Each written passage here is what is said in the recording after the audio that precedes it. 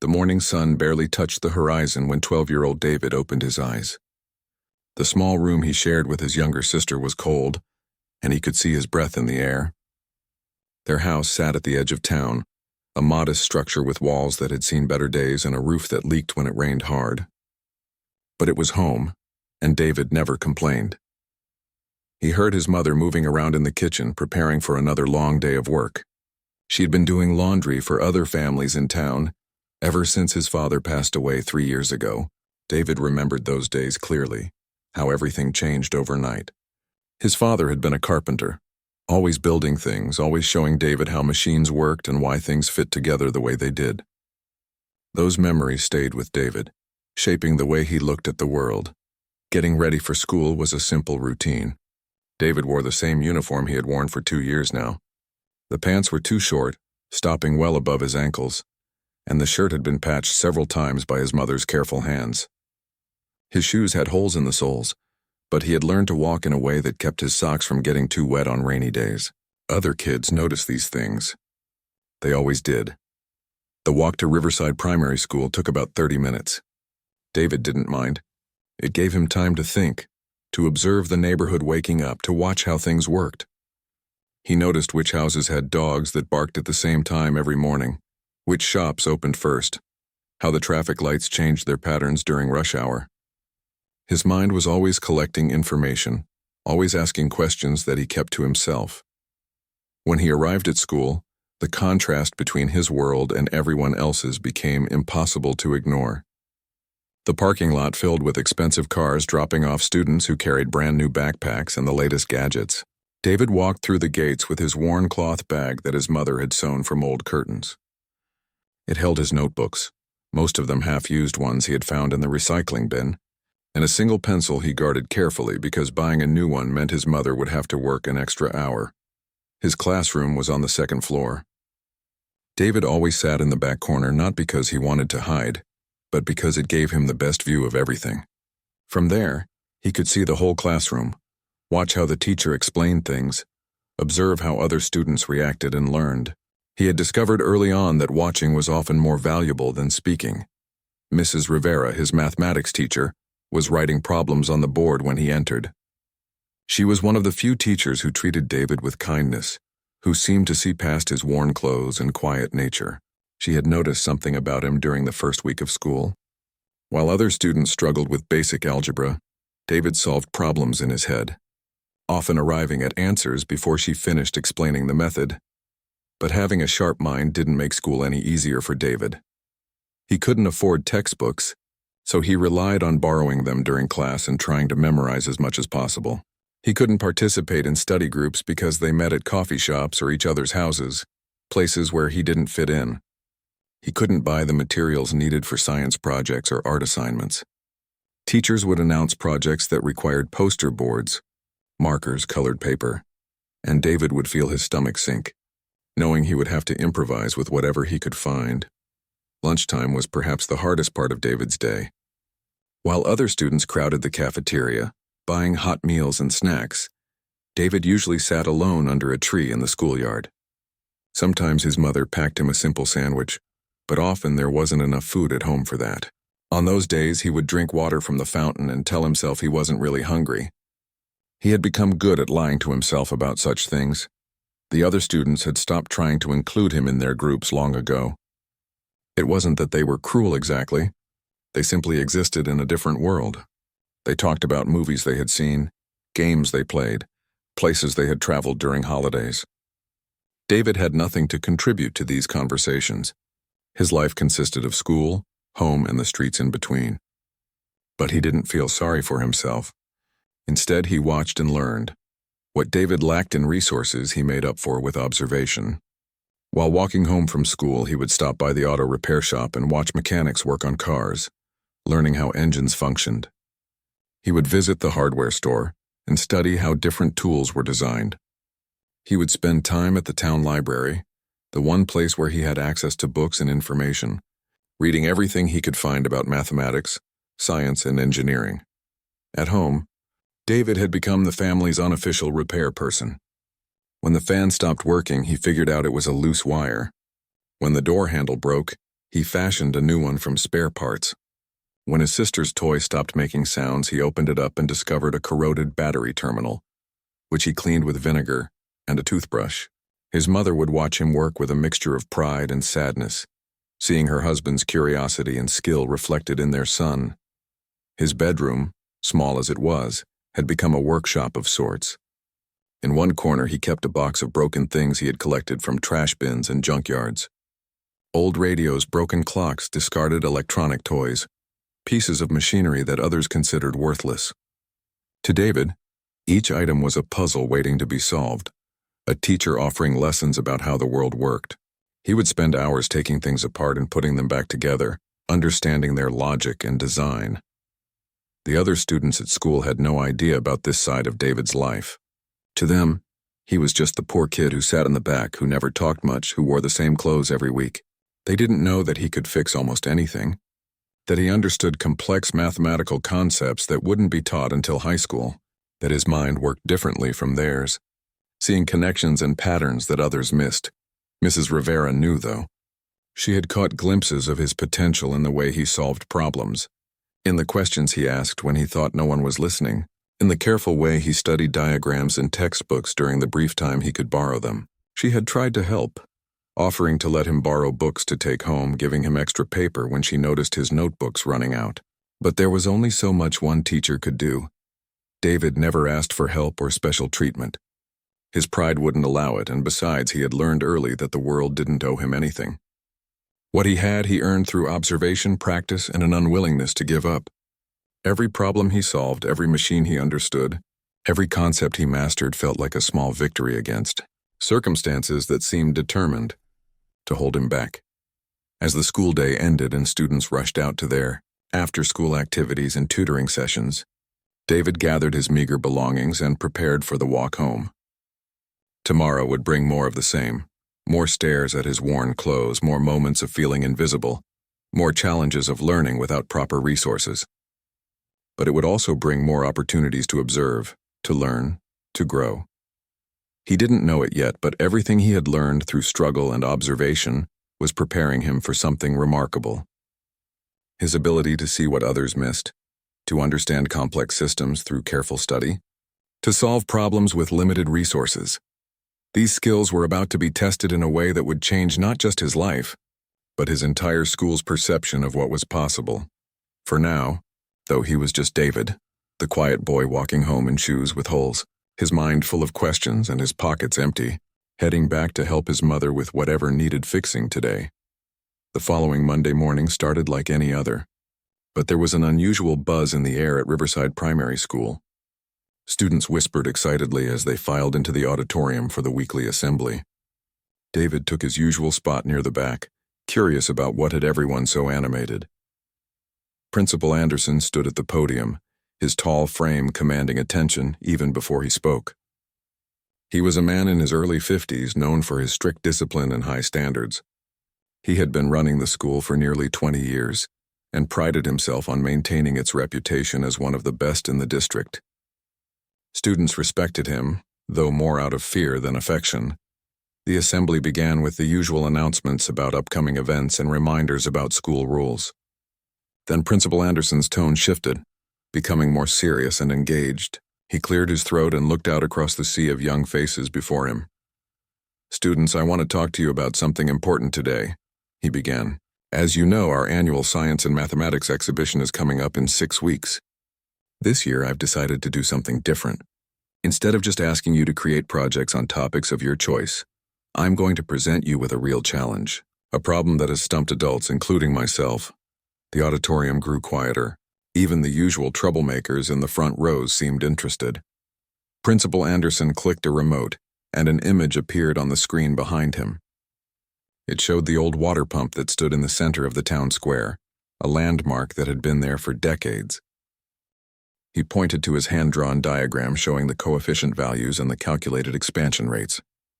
When the sun heats the pump casing during the day, each metal expands at a different rate. This creates microscopic gaps in the seal assembly. The gaps are too small to see, but they're large enough to cause pressure loss. The gray-haired engineer leaned forward, suddenly interested. "Go on," David explained his observations, the temperature measurements he had taken, and the correlation between temperature and failure time. He showed his calculations, demonstrating exactly how much each component would expand under typical afternoon temperatures. He walked them through his test with the public works employee, showing how the pump lasted longer in cool morning temperatures versus hot afternoon conditions. This explains why the pump works perfectly when first started, David continued. The components are cool and properly sealed, but as they heat up, the different expansion rates create gaps. After the pump is shut down and cools, the gaps close again, which is why it works fine the next time it started. The engineer was studying David's calculations closely now, his expression serious. The woman with the tablet was taking photos of the diagrams. Even Principal Anderson had stopped looking skeptical and was paying close attention. If this is the problem, the principal asked, what's your proposed solution? This was the moment David had been preparing for. Replace 3 specific brass seals with high-temperature gasket material that can maintain flexibility across temperature changes. Add thermal compensation washers at 2 connection points. This allows the seal to maintain integrity even when the surrounding metal expands. He showed them his simple model, demonstrating how rigid seals could gap under expansion, while flexible materials maintained contact. It wasn't fancy, but it clearly illustrated the principle. What would this cost? The younger man with the clipboard asked. Based on standard industrial prices for the materials, approximately $150 to $200 in parts, plus labor for installation, David replied. He had done his research thoroughly. The engineer straightened up, looking at Principal Anderson. Do you mind if I ask this young man a few technical questions? Please do, the principal said, his tone different now, more respectful. For the next 10 minutes, the engineer questioned David about his theory, testing his understanding of the principles involved, challenging his calculations, asking about alternative explanations. David answered each question calmly and thoroughly. His weeks of research and observation had prepared him well. When he didn't know something, he said so honestly, but he knew far more than the engineer expected. Finally, the engineer stood back and looked at David with something like wonder. How old are you, son? 12, sir. And you figured this out on your own? Yes, sir. I went to the library, studied the public records at the town clerk's office, and made observations at the square. I tested my theory with help from one of the public works employees. The engineer turned to Principal Anderson. I need to make a phone call, may I? He stepped away from the table, phone to his ear, speaking urgently to someone. The woman with the tablet was scrolling through the photos she had taken of David's work. The younger man was writing notes rapidly on his clipboard. David stood there trying to read their expressions, uncertain what was happening. Around the gymnasium, other students and parents had noticed the commotion at his table and were watching curiously. Mrs. Rivera had moved closer, her hand over her mouth, eyes shining with emotion. The engineer returned, and his expression was serious. Young man, I've been working on this pump problem for 2 months. My firm has spent over 40 hours of billable time trying to diagnose it. We've run computer models, done stress analysis, checked every mechanical component. He paused. We never thought to check the thermal expansion coefficients because we assumed the original engineers would have accounted for that. It never occurred to us that this was a design flaw rather than a mechanical failure. He looked at the principal, then back at David. I believe this young man has solved the problem. His theory is sound, his calculations are correct, and his proposed solution is elegant and practical. I'm recommending to the town council that we implement his fix immediately. The gymnasium had gone quiet. Everyone was staring now. David felt dizzy, not quite believing what he was hearing. Principal Anderson's face had gone through several emotions: surprise, disbelief, and finally something that might have been embarrassment. He cleared his throat. David, this is remarkable work. Truly remarkable. Christopher had abandoned his display and come over to see what was happening. When he saw David's simple cardboard presentation, his face showed confusion and then dismay. Wait, the poor kid solved it? With that? The engineer turned to Christopher with a stern expression. Young man, science doesn't require expensive equipment or fancy presentations. It requires careful observation, logical thinking, and thorough research. This young man demonstrated all three.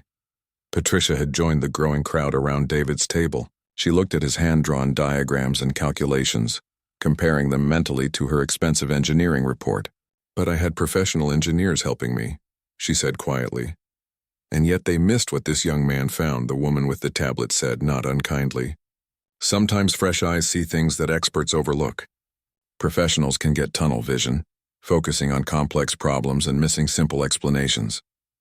Robert pushed through the crowd, looking at David's presentation with disbelief. "This can't be right." "My tutor said the problem was definitely in the valve assembly." "Your tutor was wrong," the engineer said bluntly. "This young man is right." David's mother had arrived at some point, having taken time off from her Saturday work to see her son's presentation. She stood at the edge of the crowd, tears streaming down her face, one hand pressed to her heart. David caught her eye, and she smiled at him with such pride that he felt his own eyes begin to water. Principal Anderson raised his voice to address the crowd that had gathered. "Ladies and gentlemen, it appears we have our winner of the pump challenge. David has not only identified the root cause of the problem, but has also proposed a practical and cost-effective solution. This is exactly the kind of critical thinking and scientific investigation we hope to inspire with this challenge." The gymnasium erupted in applause. Some of it was genuine, from people who appreciated the achievement regardless of who accomplished it. Some was polite but half-hearted, from those who had expected one of the star students to win.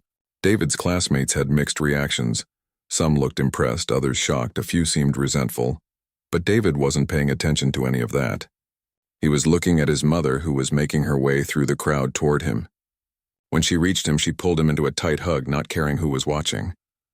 "Your father would be so proud," she whispered. "I'm so proud." Mrs. Rivera joined them, her own eyes wet with tears. "I knew you could do it, David. I always knew you had something special." The engineer pulled out a business card and handed it to David. "When you're older, if you're interested in engineering, please contact me. My firm would be honored to have someone with your abilities on our team." The younger man with the clipboard stepped forward. "I'm from the town newspaper. Would you be willing to answer a few questions?" This is quite a story. A 12-year-old solving a problem that stumped professional engineers. Over the next hour, David found himself at the center of attention in a way he had never experienced before. The newspaper reporter interviewed him. The engineer asked detailed questions about his methodology. Teachers who had barely noticed him before came to congratulate him. Even some of his classmates approached him with newfound respect, though David could see the confusion in their eyes as they tried to reconcile their image of the poor, quiet kid with this problem solver. Principal Anderson announced that David would receive the promised recognition, top marks in science and mathematics, and his name would be recorded in the town's official records. But more than that, the principal added, the school would be establishing a new program to identify and support talented students who might not have the resources to fully develop their abilities. David's achievement today has taught us all an important lesson, Principal Anderson said, his voice carrying across the quiet gymnasium. Talent and intelligence aren't determined by wealth or resources. They're determined by curiosity, dedication, and the willingness to ask questions and seek answers.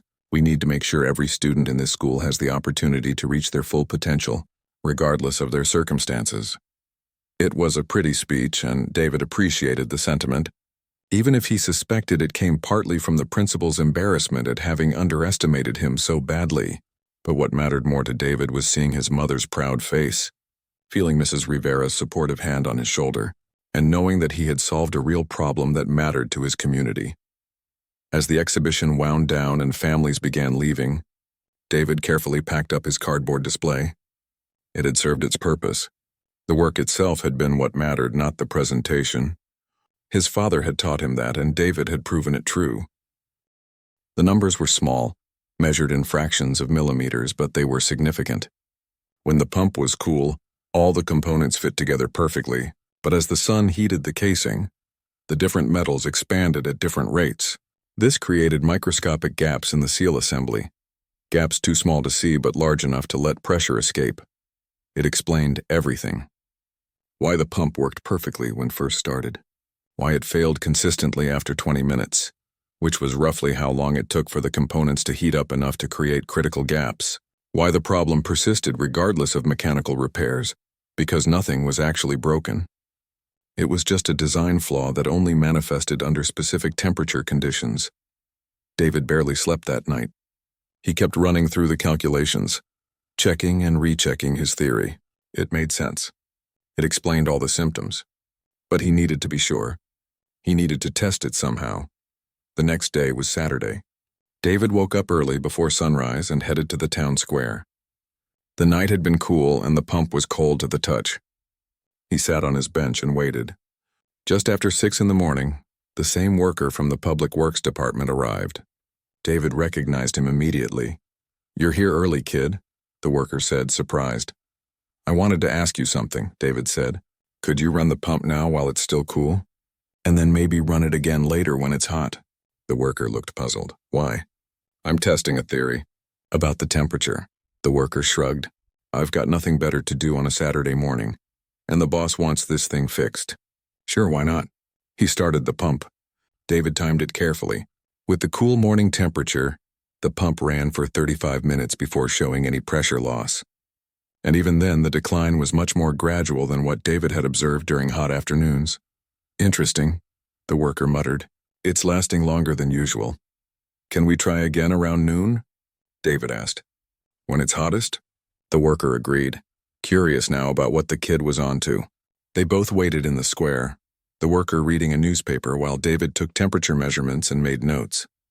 As the sun climbed higher and the day grew warmer, David watched the iron casing of the pump heat up.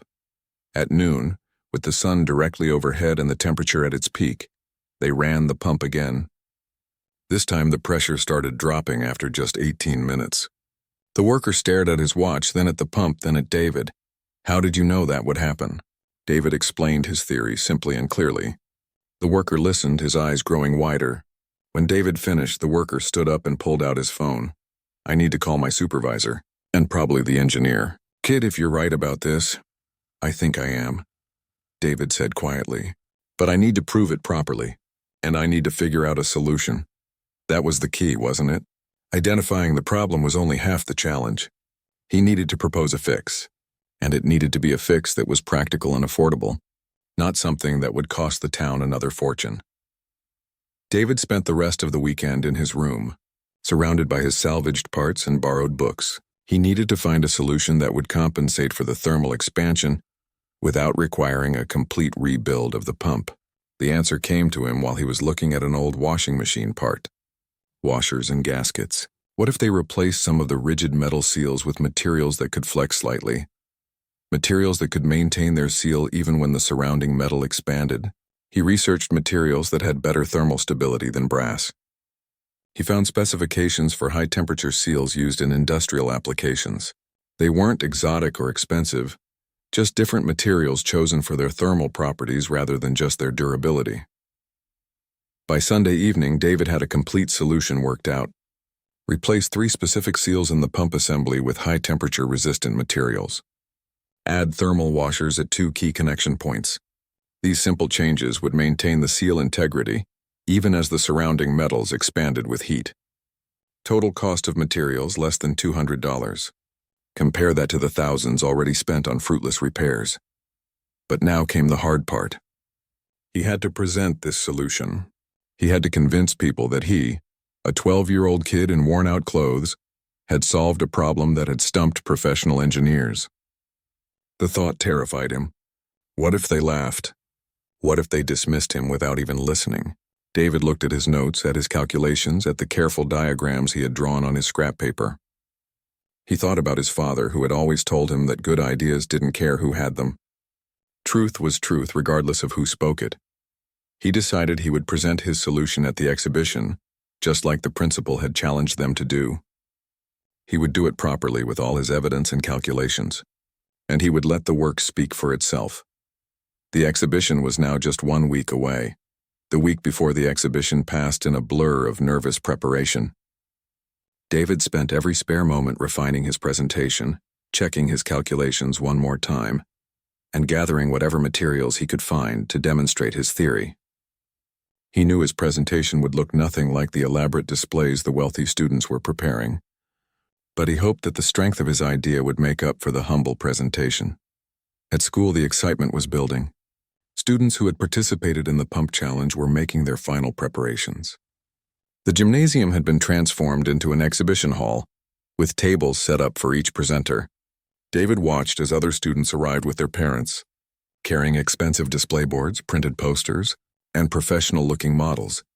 Christopher's father had helped him create a full computer simulation of the pump, complete with animated graphics showing various failure scenarios. Patricia had access to a professional engineering report, printed and bound like an actual technical document. Robert had built a scale model of the pump using materials that probably cost more than David's family's monthly rent. David carried his presentation in his worn cloth bag. He had made his display board from a large cardboard box that he had carefully cut and covered with white paper from the school recycling bin. His diagrams were hand-drawn but precise. His calculations were written out in his neat handwriting. He had made a simple model using parts from his collection of salvaged materials. Not fancy, but functional enough to demonstrate the thermal expansion principle. Mrs. Rivera found him as he was setting up his table. She looked at his modest display, then at his face, and smiled warmly. "David, this looks very thorough. I'm proud of you for putting in such serious work on this." "Thank you, Mrs. Rivera. I just hope people will listen." "If your work is sound, they'll listen," she assured him. "Science doesn't care about fancy presentations. It cares about truth." The exhibition was open to students and parents for the first 2 hours, with the actual judging to take place in the final hour. As families began arriving, David watched them move from table to table, impressed by the professional displays. When they reached his table, he could see the skepticism in their eyes as they took in his cardboard display and simple model. Most moved on quickly with polite smiles, not bothering to listen to his explanation. It stung, but David had expected it. He focused instead on explaining his theory to the few people who did stop to listen, mostly younger students who were genuinely curious. The proud students gathered in small groups near their displays, confidently explaining their theories to clusters of impressed parents. Christopher's computer simulation suggested that the problem was with the motor's timing mechanism. Patricia's engineering report blamed mineral deposits in the water system. Robert's theory involved cavitation in the pump chamber. They all sounded plausible, backed by professional opinions and expensive research. Then Principal Anderson entered the gymnasium with several people David didn't recognize. One was a woman in a business suit carrying a tablet. Another was an older man with gray hair and glasses, wearing a shirt with a company logo that David recognized as belonging to the engineering firm that had tried to fix the pump. The third was a younger man taking notes on a clipboard. The principal began making his rounds, stopping at each table to examine the presentations. David's stomach tightened with nerves as the group moved closer to his table. He watched them spend considerable time at Christopher's display, nodding appreciatively at the computer simulation. They engaged in lengthy discussion at Patricia's table, examining her engineering report carefully. When they finally reached David's table, Principal Anderson looked surprised to see him among the presenters. David stood up straight, trying not to let his nervousness show. "David," the principal said, glancing at the simple cardboard display, "I didn't realize you were participating in this challenge." "Yes, sir. I have a theory about the pump." The principal looked skeptical but gestured for him to continue. The 3 adults with him exchanged glances, clearly not expecting much from this presentation. David took a deep breath and began. "The pump isn't mechanically broken. The problem is thermal expansion. The pump casing is made from cast iron, the seals are brass, and the connecting rods are steel. These 3 metals have different thermal expansion coefficients." David explained the challenge, the pump, the mystery of it all. His mother listened carefully, the way she always did, giving him her full attention despite her obvious exhaustion. "Sounds like you're interested in solving this," she said when he finished. "I don't know if I can. Other kids have tutors and computers and parents who know engineers. I just have—" "You have your father's mind," his mother interrupted gently. "He could fix anything, figure out anything, just by looking at it and thinking about it. You're the same way, David. Don't sell yourself short." That night, David lay in bed thinking about the pump. He thought about everything he knew about water pressure, about mechanical systems, about the way things worked. He thought about his father teaching him that every problem had a logical explanation. You just had to find it. Somewhere in all the information he had gathered, there was an answer. He just needed to find it. The next few weeks became a strange double life for David. During school hours, he attended classes and watched as his wealthier classmates made elaborate plans for solving the pump mystery. They talked loudly about their progress, showing off expensive equipment their parents had bought them, discussing consultations with professional engineers, and comparing notes from various experts. Christopher brought in a laptop with engineering software that cost more than David's mother earned in 3 months. Patricia had convinced her mother's company to lend her some diagnostic tools. Robert had hired a private engineering tutor who met with him 3 times a week. The competition among the top students was fierce, each one determined to be the first to crack the puzzle that had stumped the adults. David said nothing about his own investigation. He had learned long ago that people didn't take him seriously anyway. Why waste energy trying to convince them otherwise? Instead, he continued his quiet observation, visiting the town square every day after school, sometimes just sitting and watching the pump, other times talking to workers or people who passed by. He developed a routine. Every afternoon he would sit on the same bench with his worn notebook and watch the pump. He noticed things that others might have dismissed as unimportant. He observed how the shadows moved across the square as the day progressed. He paid attention to which parts of the pump were in direct sunlight and which parts remained in shade. He noted the temperature differences between morning, afternoon, and evening. One particularly hot afternoon, about 2 weeks into his investigation, David saw a crew arrive to test the pump again. He recognized the tired-looking worker he had spoken to before. This time they were going to do a full operational test. A small crowd gathered to watch, hopeful that maybe this time the problem would be solved.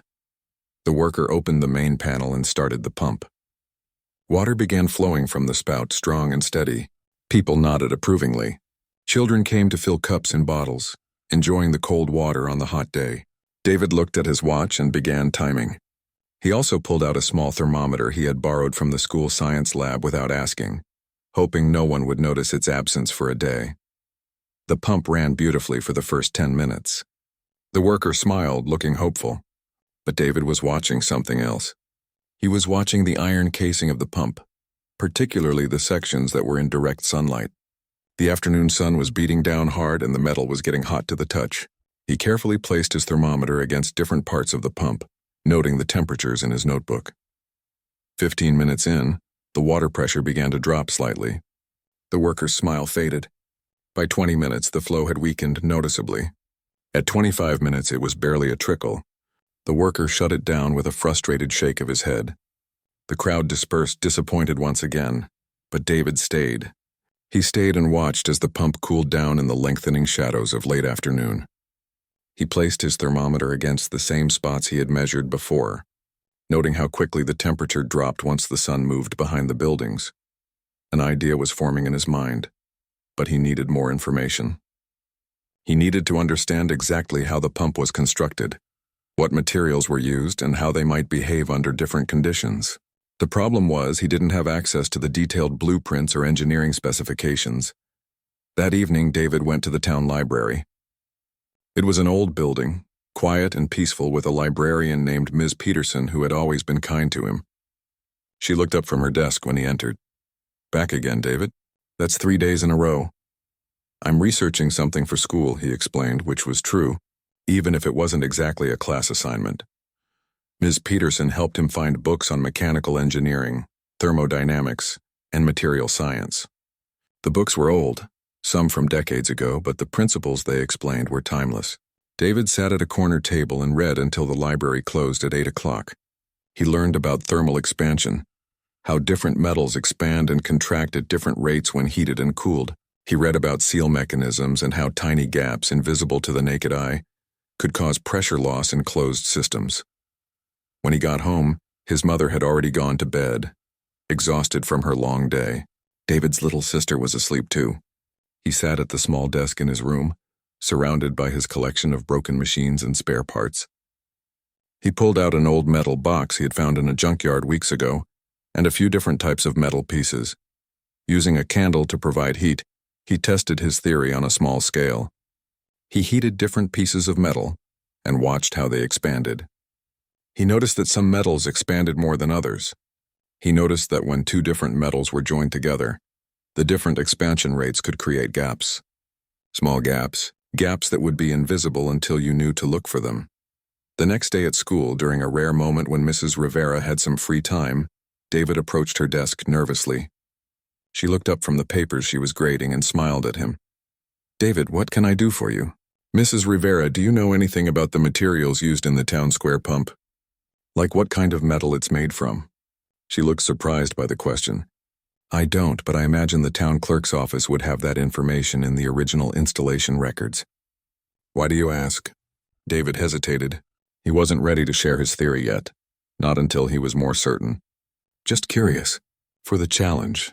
Mrs. Rivera studied him for a moment. "You're really serious about this, aren't you?" "Yes, ma'am." She pulled out a piece of paper and wrote something on it. "This is my friend Linda's name. She works at the town clerk's office. Tell her I sent you and that you're doing research for a school project. She might be able to help you access some records." David thanked her profusely. After school, instead of going to the square, he went to the town clerk's office. It was a government building that smelled like old paper and floor polish. The woman at the front desk looked at him skeptically when he asked to see records about the town square pump. "Those are public records," she said, "but we don't usually have children requesting them." David handed her the note from Mrs. Rivera. Her expression softened when she read it. "Oh, you're one of Linda's friend's students. Hold on." She disappeared into a back room and returned with Linda, a friendly woman with reading glasses hanging from a chain around her neck. "So you're interested in the old pump, are you?" Linda said, smiling. "You and everyone else in town lately. What do you need to know?" "I need to know what materials it's made from. The original installation specifications, if possible." Linda raised her eyebrows, impressed. "That's very specific. Come with me." She led him to a room filled with filing cabinets and pulled out a thick folder. The pump was installed in 1987. Here's the contractor's report with all the specifications. She laid the documents on a table and David leaned over them eagerly. There it was. The pump casing was made from cast iron. The internal seal components were made from brass. The connecting rods were steel. David's heart began beating faster. 3 different metals, all with different thermal expansion coefficients. He had read about this just last night. Cast iron expanded at a different rate than brass, which expanded at a different rate than steel. "Can I make copies of these pages?" David asked. Linda looked at him thoughtfully. "Tell you what, since it's for a school project, I'll make you copies free of charge." "But I'm curious now. What are you thinking?" David wasn't ready to share yet. "Just a theory. I need to check a few more things first." With the copied specifications in his bag, David went back to the town square. He arrived just as the sun was starting to set. The pump stood in shadow now, cooling from the day's heat. He pulled out his thermometer and took readings again, then checked them against the readings he had taken during the heat of the day. The temperature difference was significant. That night, David did calculations. Using the thermal expansion coefficients he had found in the library books and the temperature differences he had measured, he calculated how much each metal component would expand when heated by the sun. Everyone in town knew that pump. It had provided water for the community long before modern plumbing reached every home. And even now it served as a backup water source and a piece of local heritage. "This pump," the principal continued, "has been malfunctioning for the past 3 months. The town council has spent considerable money trying to fix it. Professional engineers have examined it. I myself have studied the technical specifications and consulted with experts. But nobody can figure out what's wrong with it." He advanced to the next slide, which showed a diagram of the pump's internal mechanism. David leaned forward slightly, his interest genuinely piqued. From his seat in the back, he studied the diagram carefully, his eyes tracing the lines and components. "The problem is specific," Principal Anderson explained. "The pump works perfectly when it's first turned on. Water flows strong and steady. But after about 15 to 20 minutes of operation, the pressure drops dramatically. Within 30 minutes, it barely produces a trickle. We've replaced the motor twice. We've checked for leaks in the pipes. We've examined the valve systems. Everything tests fine individually, but the problem persists." He paused, letting this information sink in. Around the auditorium, students exchanged glances. Some looked confused, others intrigued, and many seemed to be calculating whether this challenge was worth their time. "Here's what I'm proposing," the principal said. "This is an open challenge to all students. Anyone who can identify the problem and propose a working solution will receive not only top marks in science and mathematics for the term, but also special recognition at the exhibition. Their name will be included in the town's official records as the person who solved this puzzle. Now he really had their attention. The top students in the school, those who always competed for the highest grades and the most prestigious awards, sat up straighter. David could see the wheels turning in their heads. This wasn't just about grades anymore. This was about reputation, about proving themselves against a problem that had defeated adults. Principal Anderson spent the next 20 minutes detailing what was known about the pump. He explained its history, installed in 1987, its maintenance records, the various theories that engineers had proposed and tested, and the symptoms of the failure. He showed graphs of the pressure decline over time, temperature readings from different parts of the mechanism, and reports from 3 different engineering firms that had examined it. David absorbed every detail. He noticed things in the data that seemed interesting. The consistency of the timing, the way the problem occurred regardless of how much water was being drawn, the fact that it happened even when the weather was cool. His mind began organizing this information automatically, filing it away, looking for patterns. When the assembly ended, the school erupted with conversation. Students clustered in groups discussing the challenge. David overheard some of the wealthier students already planning their approach.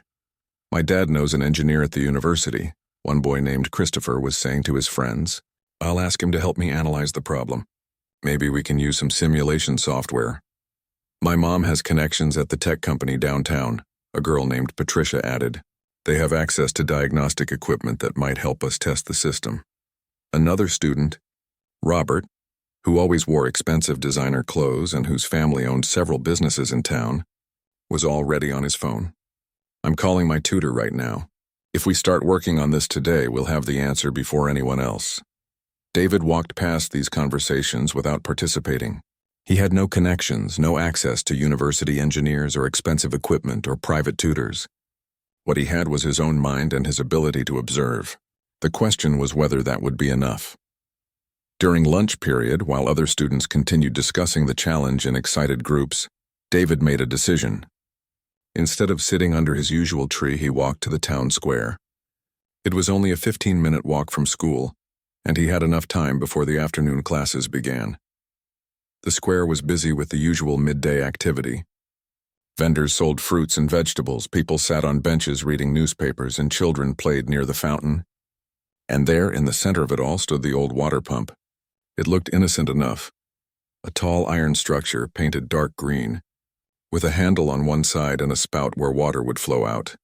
David approached it carefully, not touching anything at first, just observing. A small sign hung on it. Temporarily out of service, repairs in progress. But there were no workers around, no equipment suggesting any active repair work. He walked around the pump slowly, examining it from different angles.